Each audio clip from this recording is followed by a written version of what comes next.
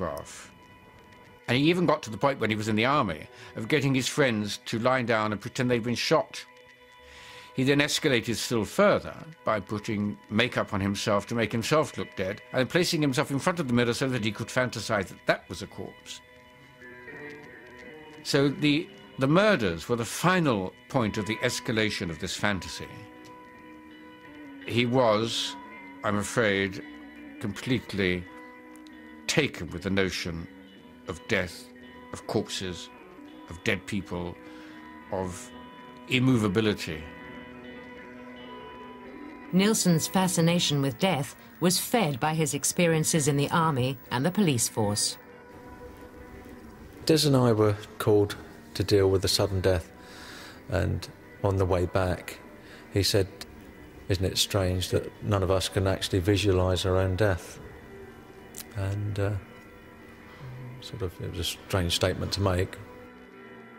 I'm convinced that Nilsen's distorted love of death began when he was 6 years old. The only person he did have a tactile relationship with was his grandfather. One day he was asked, did he want to see his grandfather? He said, oh, yes. And he was taken into the kitchen, and on the kitchen table was a long box, and then it was his grandfather lying. Nobody had prepared him for the fact that this was going to be a dead grandfather. So his understanding of love, which had been concentrated on that man, and his understanding of death, which was now concentrated on that body, fused. The most traumatic event of my life was being carried into the room where I was born to look upon my grandfather lying dead in the coffin. I must have subconsciously wished to be in the tomb with my grandfather. When you read material by offenders, you take a lot of it with a pinch of salt. But at the same time, that doesn't mean to say you dismiss it.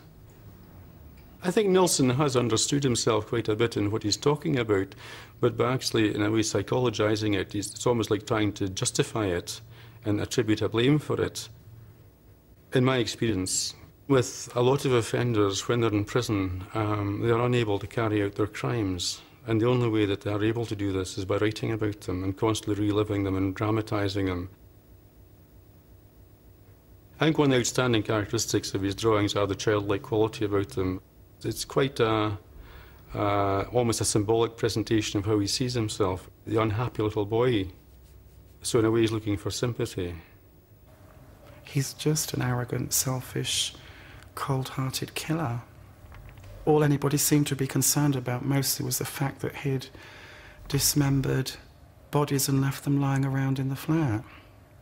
That was the sort of shocking thing. Nobody was really that concerned by the fact that he'd murdered and butchered all these homosexuals. But they weren't all homosexuals, they weren't all gay, they weren't all homeless, you know. These were still human lives who didn't deserve to have that happen to them. I wrote to Nilsen because I just needed answers. Mostly why did you do this? And I got no answers from him.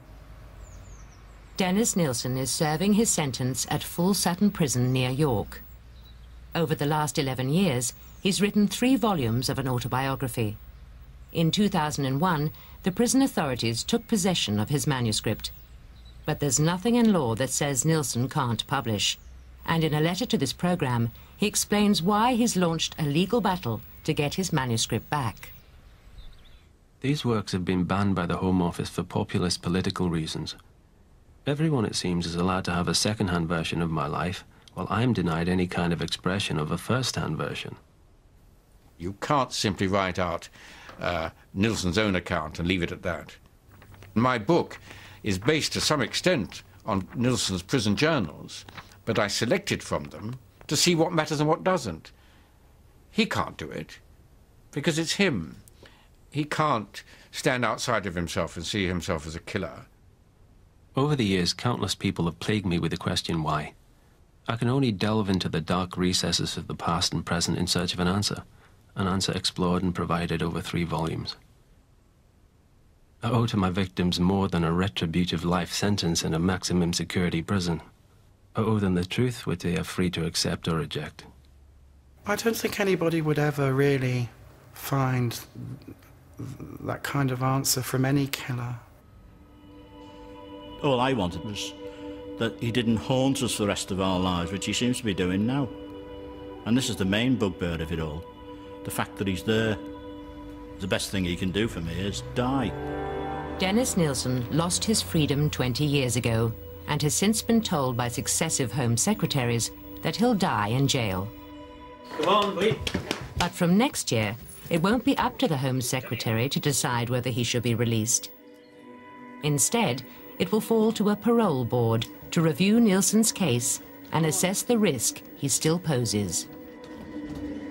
I'm convinced that one day, soon, he will be out. Like Hindley was supposed to be done. Like the Bulger murderers.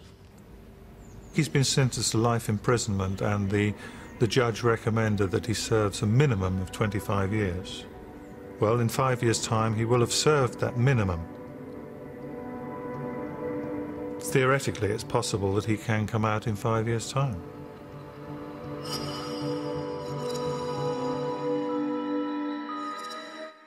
With plenty of suspects for the murder of a very unpopular man, it could be a slow process of elimination to who it is. However, a colleague of the victim is adamant that it was in fact him who did it.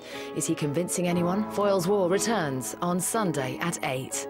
Coming up next here, it's Night Watch.